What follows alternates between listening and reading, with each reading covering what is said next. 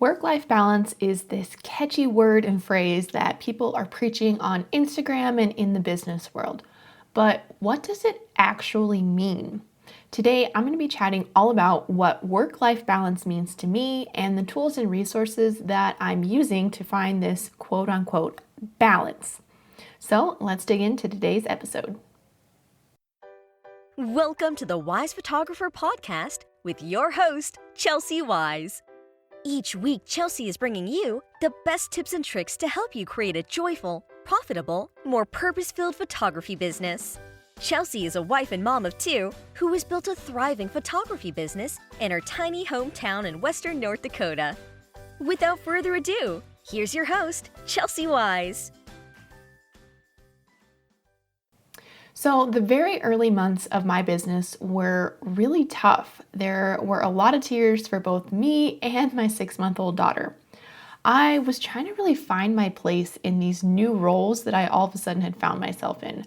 All of a sudden, I was a mom and a wife, and to be honest, I was just kind of barely keeping my head above water. Now, my journey into motherhood came a little bit sooner than I really thought it would. I was a sophomore in college when I found out that I was pregnant, and my pregnancy kind of brought my collegiate rodeo career to a sliding stop. So our daughter Skylar was born in August, and we got married in October, and then I took on my very first paid clients in February of the following year. So I'll be totally honest. In the beginning, my business was kind of an escape for me from these new roles that I had suddenly found myself in earlier than I had originally anticipated. And for those first few months, I really threw myself into work, figuring out how to use my camera, learning how to build a website, going on photo shoots. And thankfully, Skylar was really kind of too young to realize that her mom was pretty absent. But I'm going to be pretty honest with you, my marriage was definitely taking a hit. Now, we didn't have any type of outside daycare, so I was really leaning on my husband and my in-laws to kind of watch Skylar kind of at the drop of a hat. Now, I totally believe that both mom and dad can watch kids. It's not just mom's job. But I just wasn't being really fair about things. So eventually this all kind of came to a head, and I found myself just crying on the bathroom floor, feeling like I was going to either have to, I was just going to have to give up my business in order to make things work with my family. So I knew that things had to change. I had to figure out a way to run my business without putting all of my other relationships in jeopardy. Now, when we talk about work-life balance, I do not think that this is this perfectly symmetrical, balanced scale. So what does that actually mean? So if I were to put a 1-pound rock on one side of a scale, and then I put a pound of feathers on the other side, now they're going to weigh exactly the same. That scale is going to balance out evenly, right? Because they both weigh 1 pound. But when you look at the rock, it's just one single rock, and it can be really dense, but it doesn't have to be a huge rock. Now, if you look at the feathers, there's going to be a lot of feathers in one pile there in order to weigh 1 pound, right? So they don't look exactly the same. So this kind of works out in business because we might end up spending a lot of time on all these little things over the course of a day, and not spending as much time on other things, all right? So they might end up doing the exact same thing later on. They might get you to the same goals, but a lot of little things might not be as, you might spend a lot of time doing all these little things when you could be spending a smaller amount of time that produces the same result. So how does this work in business and in your family?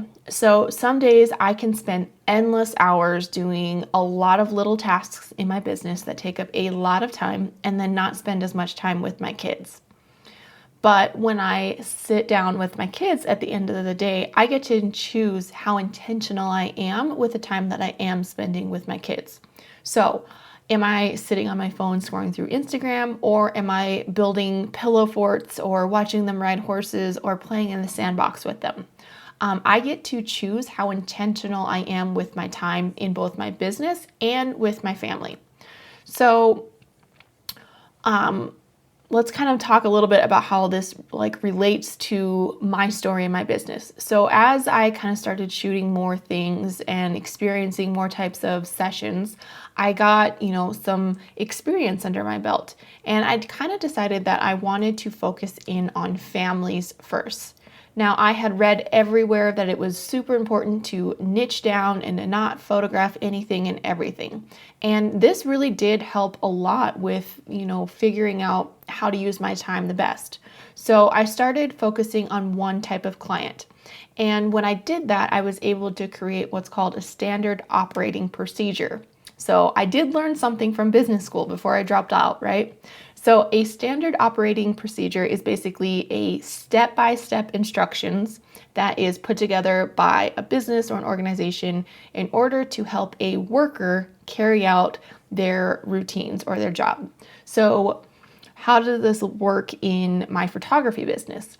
So once I had booked a few clients, a few families, I was starting to see a pattern of how things would work. So they would reach out to me asking about my pricing. I would send it to them. Hopefully they would say yes and they would want to book with me. I would then send over the contract. They would sign it. I would get paid. And then I would show up and shoot the session, right? That's basically kind of how a standard operating procedure looks for most photography things, right? Now, your standard operating procedure, or what I like to call it, is basically my client workflow. It's the exact same things. I use them kind of interchangeably. Basically, my client workflow refers to, all those tasks, right? And your workflow can be super, super simple, or you can get really fancy and add in things like, sending them a welcome packet or thank you gifts or, including reminder emails before their session. So whatever that workflow is, it is so important to get it down on paper so you know exactly what needs to happen each time you sit down to work. So what is the next step that you need to be working on so you're not, spinning your wheels trying to figure out what needs to get done each day. So in the last episode, we talked a little bit about email templates. So you guessed it, we're going to talk about it again. Now, when I really kind of sat down to kind of see these patterns and I kind of mapped out exactly what that client workflow is going to look like, I found myself retyping up the same emails over and over and over again. And I was typing these emails, the same things over and over again, while Skylar was playing on my office floor behind me. And, there just has to be a better way of doing this. I don't want to spend my time doing the exact same thing over and over again, right? So when I was photographing families, these are the email templates that I would use. So I had an inquiry email, and this is where I had my pricing and my packages. I had a link to my portfolio. And then at the end of it, I would ask them if they when they wanted to book their session. So that was the first email. Now, the second email template was a reminder email. So I would send this out about 24 hours before their session and just kind of let them know what to expect at their session and kind of give them some tips. Now, when I was photographing kids a lot more, I love to kind of talk to the kids a little bit to kind of warm them up before I all of a sudden pull out this huge camera and point it in their face because nobody is very comfortable with a camera being pointed in their face. So for me, it was really important to connect with those kids a little bit, ask them some questions. How's school going? What are their favorite colors? What toys do they love playing with, right? To kind of break that ice.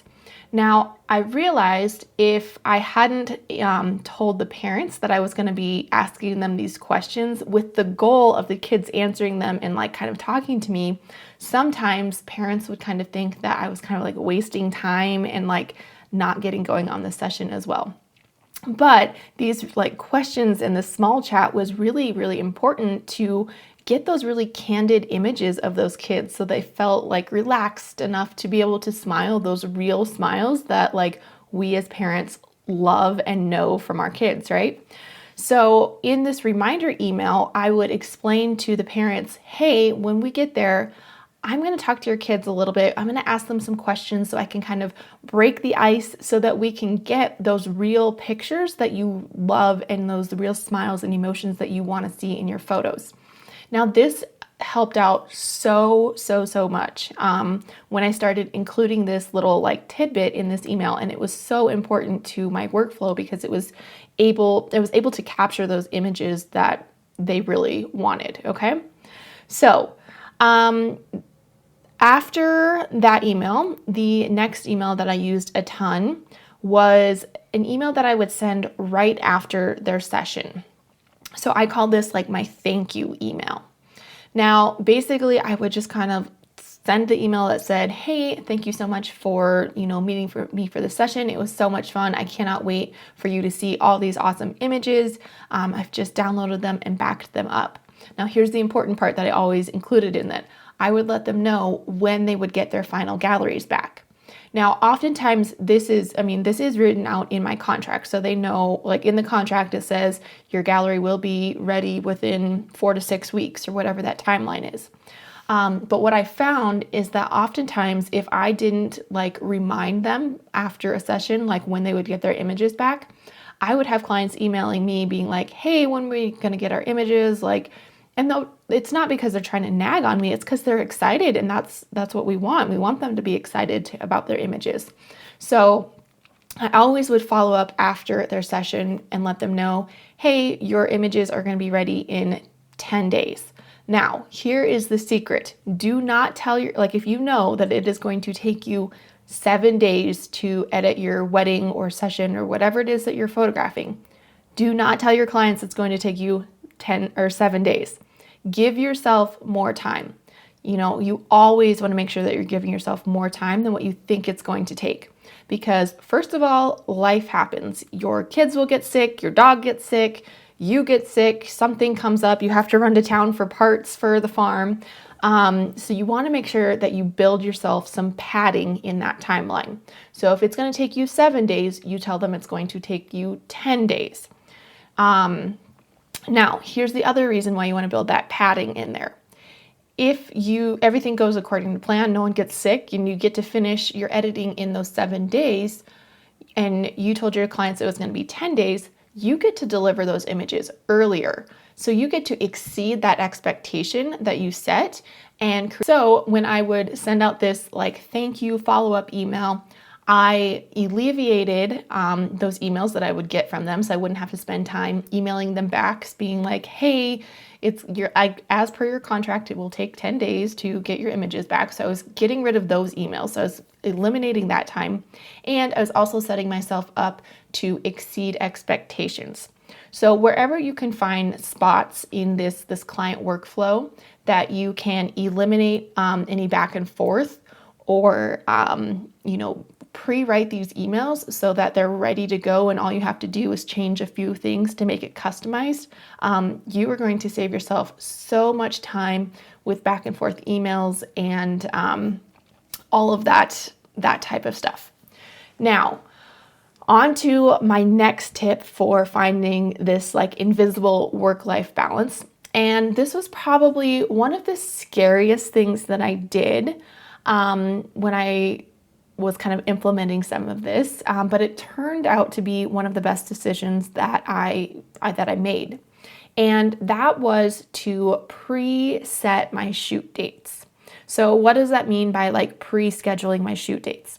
So I had to sit down, first of all, and realize that one, I did not need to photograph sessions every single night. And number two, I didn't want to photograph sessions every single night. I wanted to spend Sundays at home with my family, and I did not want to miss birthday parties for our family or, events that we had in our family just because someone else asked me to shoot that day. So what I would do, and I still do it right now, is at the beginning of the year, will sit down with my calendar and I pencil in all of our family events first. So the very first things that go on my calendar at the beginning of every single year are things like birthdays, vacations, school holidays, any church events that I know are big that I don't want to miss out on. Any of those things that are super important to me as a person go on the calendar first. And then my husband works a super weird schedule. He works 8 days on and 6 days off. So the next thing that I do is I take my first calendar that has all of our events, and then I basically lay my husband's calendar over top of that to see what days he's working and what days he is off. And then I will start picking out days that I will be available to shoot sessions. Now, this is super, super scary at first. Like, what if a client can't make those dates like work? You kind of have these thoughts of like, I'll never book anyone. It's hard to put this into practice, but it is so, so important, and it will basically change everything in your business for the best way possible. So this is what it looks like for me. So when someone asks or like wants to book with me, I will give them the first 3 dates that I have set aside to shoot.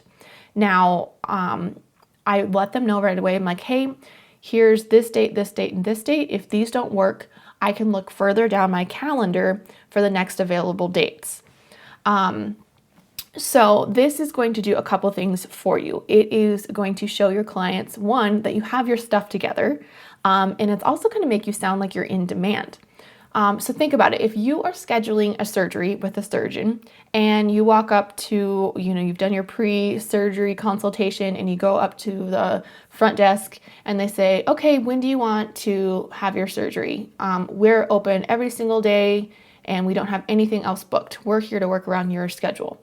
Now, that kind of sounds nice, but you kind of have this nagging feeling in the back of your head, like, why don't they have any other patients, right? If you're going to have surgery, you want to make sure that your doctors have other patients. You don't want to be the only one. Yes, it's nice to like be the one that's being like taken care of, but you want to know that they're in practice, right? That they are not rusty on their job.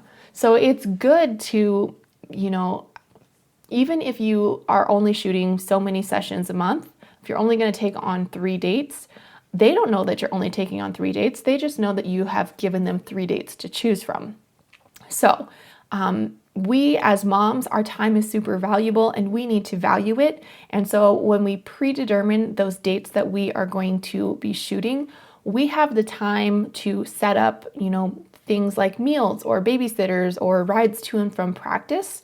So if we know that we are setting this up, then you can, contact your local high school girl that's babysitting for you and be like, I need you to go ahead and write in your schedule that you are going to babysit the second and third Tuesday of every month. And then you can kind of just have that lined up. And if you don't end up booking something, guess what? You have a date night now because kids have a babysitter. So that is just so, so helpful. Now, the other thing, like this is kind of like a added bonus that I wasn't anticipating when I first did this, but this actually helped me to raise my prices when it was time.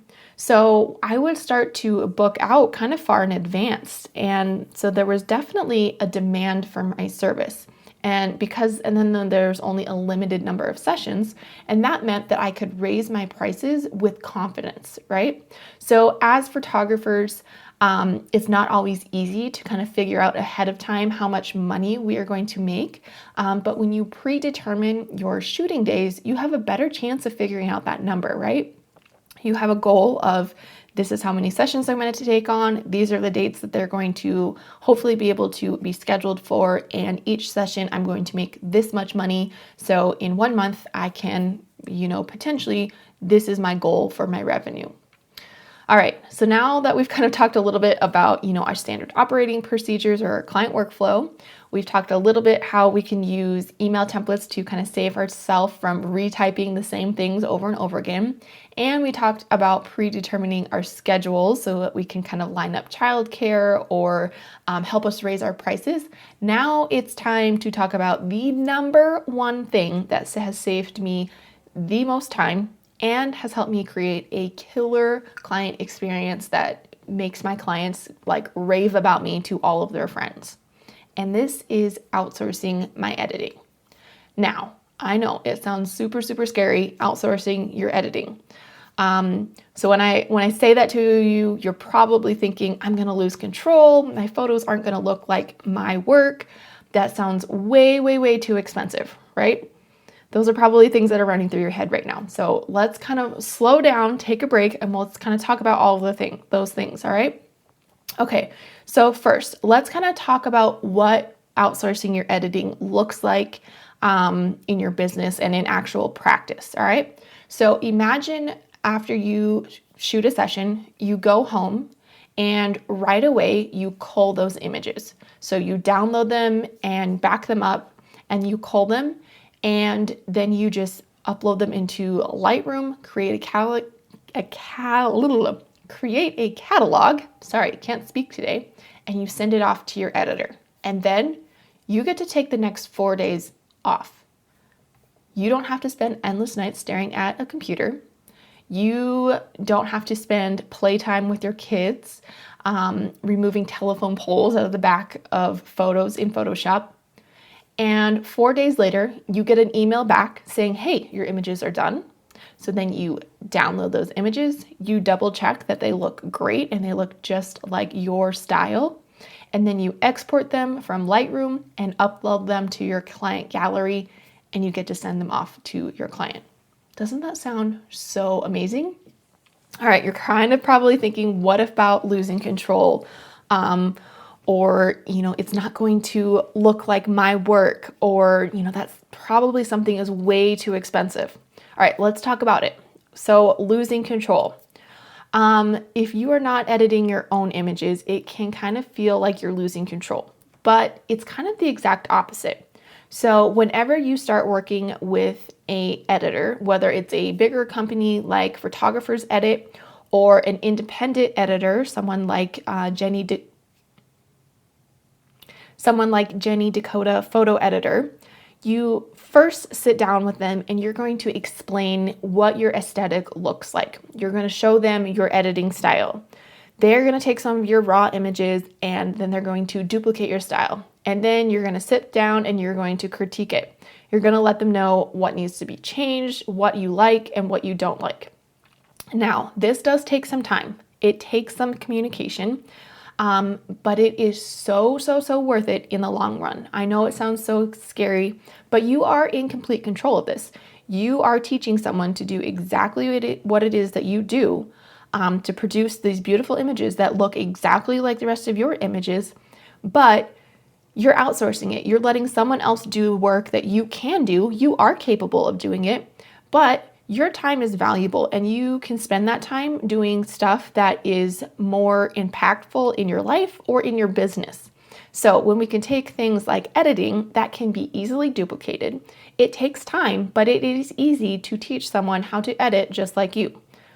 But it's going to take a little bit of time upfront and some communications with your editor or with your company to figure out exactly how you do it. You got to have some grace with them. You have to have some grace with the process. You did not figure out your editing style overnight. You did not do it in an hour. It took you time. It took you trial and error to figure out how to get images that you take to look like you want them to look when you're done processing them. So expect for it to take a little bit of time up front. So this is a great thing to work on in the off season or as you're starting to kind of work into a busier season. This is something that you probably don't want to take on in the middle of your like crazy busy season.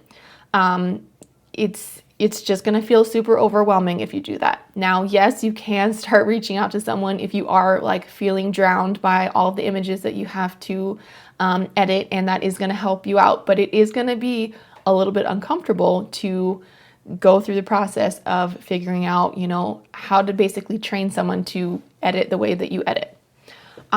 So now let's go ahead and talk about the cost. Outsourcing editing sounds like it's going to cost a lot of money, right? Now, it does cost money. It is called cost of doing business. But most photo editors, whether it's an independent company or an independent editor or a larger company, right now are charging about 25 cents an image at the time of this recording. And your turnaround time is going to vary anywhere from about 4 to 10 days. So if I'm shooting a session, let's say I'm shooting an engagement session, and I'm going to deliver 65 images to my client, At 25 cents per image, that is $16.25. Now, this is basic color correcting and using a Lightroom preset, making sure things are like cropped correctly and straightened up. This is not like complex Photoshop retouching. It's just kind of like the basic color correcting thing in Lightroom, basically anything that you can do in Lightroom. That's only going to cost you about 25 cents per image. Now, some more advanced Photoshop retouching is going to cost you somewhere around $2 to $3 an image. So if you're photographing things like newborn sessions, it might cost you a little bit more. But in my book, my time is much more valuable than 25 cents or even $2 or $3. So it is worth it to me to invest in hiring an editor. So, like I said, when you do decide, or if you want to try an editor, you can expect to, be in communication with them right away. Have some grace. It's going to take you and them a little bit of time to figure out how to communicate what it is that you like and what you don't like. But it is so worth it. In the long run. Now, most companies and editors are going to have some type of a trial run where you will upload your images, and then they will edit those images based on your style, and then you guys kind of meet up afterwards to talk about it and tweak things to make it look like your work. Most of the time, this is a free complimentary service. This is like this trial run. So it doesn't even cost you anything to kind of get started with an editor or with a company. So definitely look into it. Outsourcing my editing, I have been doing it for years, and it has changed the way that I do business, and I cannot recommend it enough to other people. So once you really are confident in the way that you edit your images, and you are consistently producing the same types of edits over and over again, then it's time to start looking to outsource that thing. All right. So, like I said in the beginning, work-life balance is not going to look like equal amount of time spent on your work and living life. There's going to be some ebbs and flows back and forth. The key is to really make sure that whatever time you are spending is time that is well spent. So if you only have a few hours like during nap time or in between classes, you want to make sure that that time is being used most efficiently so that you can serve your clients well and still enjoy your life. So if you want to be in business 10 years from now, it is so important to make sure that you're creating boundaries and systems that are setting you up for long-term success. All right, guys, that is it for this episode. I hope that you enjoyed it and then you found some little nuggets of things to kind of maybe try out or implement in your business and in your life. Thank you so much for tuning into this episode. If you have not already subscribed to the show, it would mean so much to me if you can hit that subscribe button below. And if you want to leave a review, that helps so much in helping other people to find this episode and this show to be able to learn right alongside you. If you have not already joined our Facebook group, I would love for you to be a part of our Facebook group. You can find us on Facebook at the Weisz Photographer Podcast Insiders. If you just search that on there, you can request to join inside there. We share tips and tricks and talk about all things business and building a photography business that really supports the life that we want to live. We also have recently started doing some workshops in there. So basically, these are little Zoom calls where we are kind of diving in one-on-one or like as a group to really get specific on working on things inside your business. So recently we just did a deep dive into our ideal clients. So we workshopped what an ideal client looked like for people inside our Facebook group. And then we talked about how they can use that information to really use in their marketing and their branding and on their websites to attract the clients that they want to shoot more of. So if this sounds like something that you would love to be a part of, all you have to do is request to join the Facebook group. and we will let you in and you can come see what it's all about. There will be a link right down in the show notes below, so you can click on that link and join the group, or you can go over to Facebook and just search for Weisz Photographer Podcast Insiders and you can find us there. Thank you guys so much for tuning into this episode. I will see you guys in the next one. Bye. Thanks for listening to the Weisz Photographer Podcast. Dive into the show's notes for this episode and all past episodes at www.theweiszphotographer.com. If you loved the show, share it with a friend. Thanks for tuning in, you Weisz Photographer you.